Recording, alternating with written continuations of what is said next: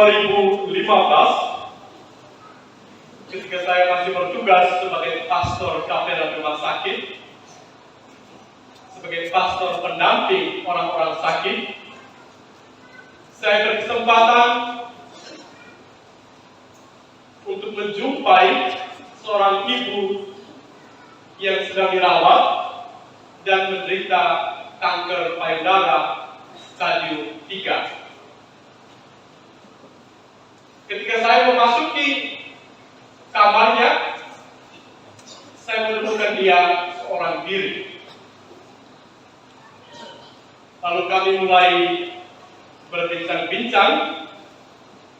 Lalu saya bertanya kepadanya, "Ibu, kenapa sendirian di sini? Tidak punya anak kan?" Sang ibu itu menjawab, "Romo, saya seorang janda. Saya mempunyai 2 anak laki-laki dan mereka 2 sudah berkeluarga. Pada saat ini kami sedang ada masalah." Karena masalah apa itu? Masalahnya sederhana loh. Kami mempunyai sebidang tanah di samping rumah saya, dan sebidang tanah itu saya sewakan kepada orang lain, dan hasil sewa itu saya gunakan untuk membiayai hidup saya dan juga untuk merawat kesehatan saya. Uang hasil sewa itu saya tidak bagikan kepada 2 anak saya. Karena saya tidak membagikan hasil uang sewa tanah itu, lalu kedua anak saya membenci saya dan tidak peduli dengan saya. 2 anak saya tahu saya sedang menderita kanker payudara stadium 3, dan mereka juga tahu kalau saya sedang dirawat di rumah sakit. Tetapi tak satu pun di antara kedua anak saya ini mau datang mengunjungi saya, bahkan mau menemani saya selama saya di rumah sakit. Hati saya tambah sakit loh. Sakit karena kanker payudara ini masih bisa saya tanggung. Tetapi sakit ditelantarkan oleh 2 anak saya, itu berat sekali untuk saya pikul. Ibu ini menangis. Tetapi walaupun demikian, Romo, saya tetap mencintai kedua anak saya. Disakiti, tetapi saya tetap mencintai kedua anak saya.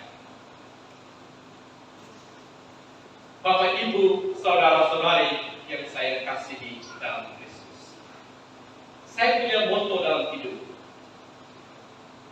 selalu mengasihi meskipun terluka. Doanya dong, memang sekalipun sudah disakiti, dilukai, selalu mengasihi meskipun terluka. Dalam mengasihi, dalam mencintai, kalau kita tidak pernah mengalami disakiti atau dilukai, saya yakin anak itu belum mencintai secara benar. Tetapi kalau Anda pernah disakiti, dilukai karena mengasihi atau mencintai, berarti Anda sudah sungguh-sungguh mencintai atau mengasihi. Saya pikir orang tua seringkali dan akan terus mengalami itu, disakiti oleh anak-anak atau pasangan. Sang istri disakiti terus-menerus oleh suaminya. Demikian pun sang suami disakiti terus-menerus oleh sang istri. Tetapi kita juga tidak akan pernah berhenti mengasihi.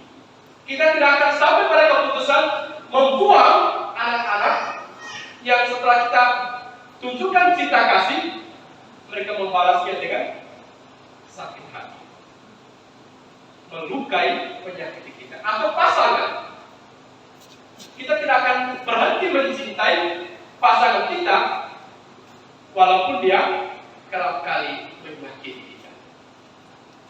Mengasihi, selalu mengasihi meskipun terluka.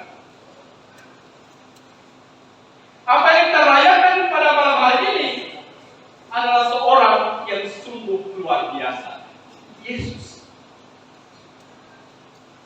Ia terus mengasihi meskipun dikhianati, dilukai, disakiti.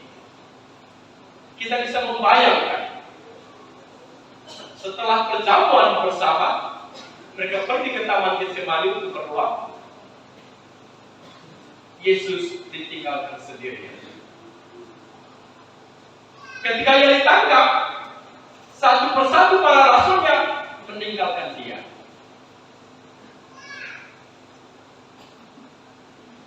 Ia sudah tahu Petrus yang akan menyangkal dia 3 kali. Ia sudah tahu Yudas Iskariot yang akan menyerahkan dia dan menjual dia dengan 30 keping perak.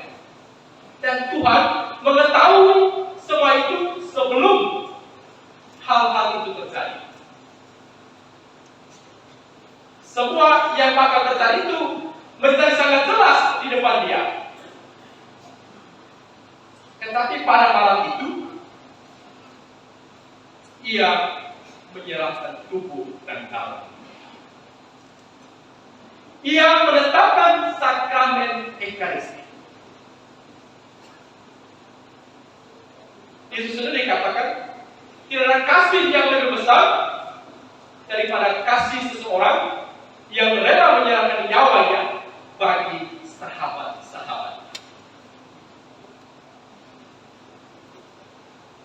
Pada teks lain dalam Injil, dia mengatakan, apalah bedanya kamu, murid-murid saya, dengan orang-orang Farisi, kalau kamu mengasihi sesama yang bisa membalas kasih. Yang membuat berbeda antara kamu dan mereka adalah kamu harus mengasihi musuhmu atau lawan. Kasih Kristiani sangat-sangat menentang. Dan kasih Kristiani ini menjadi landasan bagi kehidupan kita orang-orang Kristen. Dan Tuhan Yesus tidak hanya berteori tentang cinta kasih, tidak hanya memberikan ajaran tentang cinta kasih, tidak hanya memerintahkan para rasulnya untuk hidup dalam kasih. Ia sendiri menunjukkan bagaimana harus mewujudkan kasih itu, yaitu dengan memberikan tubuh dan darah. Dalam Paskah orang Yahudi yang barusan kita dengar dalam pasal pertama, yang menjadi kurban adalah seekor anak domba. Dan seekor anak domba itu mereka sembelihkan pada malam sebelum mereka meninggalkan bangsa Mesir. Dan itu Paskah orang Yahudi. Yang mereka kurbankan adalah seekor anak domba benar. Tetapi Paskah bagi kita orang Kristen yang dikurbankan bukan lagi seekor anak domba, tetapi anak Allah. Dan dari sanalah kita mendapat istilah Yesus anak domba Allah. Karena itu pada perjamuan malam terakhir, Yesus tidak hanya menjadikan dirinya sebagai kurban, sebagai anak domba Allah, tetapi ia juga menjadi imam yang mempersembahkan kurban itu. Karena itu, ia tidak hanya menetapkan sakramen Ekaristi, tetapi juga menetapkan sakramen imamat, sakramen tabisa. Karena pada malam perjamuan terakhir, selain ia menjadikan dirinya sebagai kurban untuk dipersembahkan dalam Ekaristi, ia sendiri juga adalah imam yang mempersembahkan kurban itu. Ia menunjukkan cinta yang luar biasa. Cinta yang luar biasa itu tidak hanya ditunjukkan lewat pemberian tubuh dan darahnya, tetapi juga lewat pembasuhan kaki para rasul. Budaya orang Palestina pada waktu itu yang membasuh kaki hanyalah pekerjaan para budak, para hamba. Ketika tuan mereka atau ketika mereka pulang dari perjalanan, para hamba atau seorang hamba harus membasuh kaki tuan. Tetapi yang ditunjukkan oleh Yesus pada perjamuan malam terakhir adalah justru sangat berlawanan dengan kebiasaan orang Yahudi. Maka dia mengatakan, kalau saya yang adalah Tuhan dan Rajamu rela membasuh kakimu, maka kamu juga harus saling membasuh kaki. Ia mengosongkan diri. Ia yang adalah putra Allah, yang mempunyai segala-galanya, yang adalah Tuhan dan Raja. Ia melepaskan semuanya itu. Dan dengan melupa sebagai seorang hamba, membasuh kaki para rasul. Karena itu bagi kita orang Kristiani tidak perlu mengkotak-kotakan orang, tidak perlu membeda-bedakan orang. Semua kita itu sama di mata Allah. Mau kaya, mau miskin, mau pintar, mau bodoh, mau hitam, mau putih, mau keriting, mau rambut lurus, semua kita sama di mata Allah. Jangan karena pendidikan, jangan karena kita kaya, kita mulai membeda-bedakan orang. Kita mulai memperlakukan orang-orang sesuai standar kita. Itu tidak boleh. Semua kita sama di mata Allah. Dan Yesus mau menunjukkan itu kepada kita sekalian pada perjamuan malam terakhir, bahwa semua kamu itu sama di mata saya. Engkau mungkin mengkhianati saya, menyangkal saya, meninggalkan saya sendirian. Tetapi cinta dan kasih yang saya tunjukkan padamu sama untuk semua. Hendaknya itu juga menjadi ciri khas kita ketika kita memperlakukan orang lain. Bahwa sejelek-jeleknya seseorang, dalam diri dia itu ada kehadiran Allah. Karena kita semua diciptakan menurut gambar dan rupa dari Allah yang satu dan sama. Karena itu bagi Allah, ia tidak terlalu penting penampilan ekstra, penampilan luar.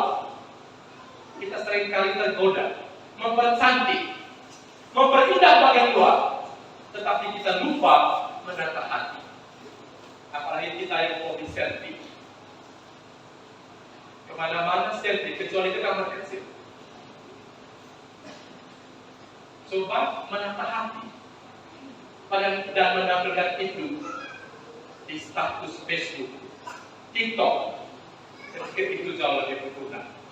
Apalagi kalau ibu-ibu mau di rumah, dia ibu, tapi di luar, dia macam gadis muda. Itu sudah bapak-bapak.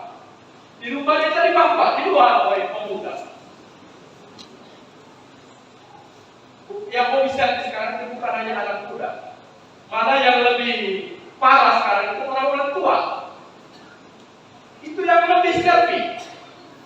Sedikit-sedikit update status. Putar balik ke sana, ke belakang, ke depan, lalu update ke media sosial. Tuhan mengajak kita untuk lebih menata hati kita. Karena itu yang paling penting. Tuhan lebih melihat hati kita. Apakah antara kata dan perbuatan kita selaras, sejalan atau tidak?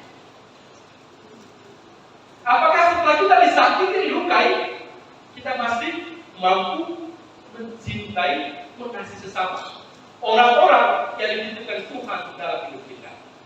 Ataukah setelah kita disakiti, dilukai, kita mengabaikan mereka, melupakan mereka?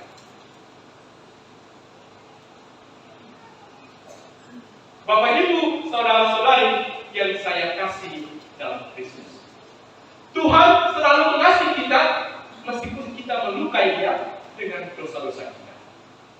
Semua kita dalam kehidupan bersama, kita tetap terus mengasihi meskipun kerap kali dikecewakan, dikhianati, dilukai, ditelantarkan. Semoga kita selalu mengasihi meskipun terluka.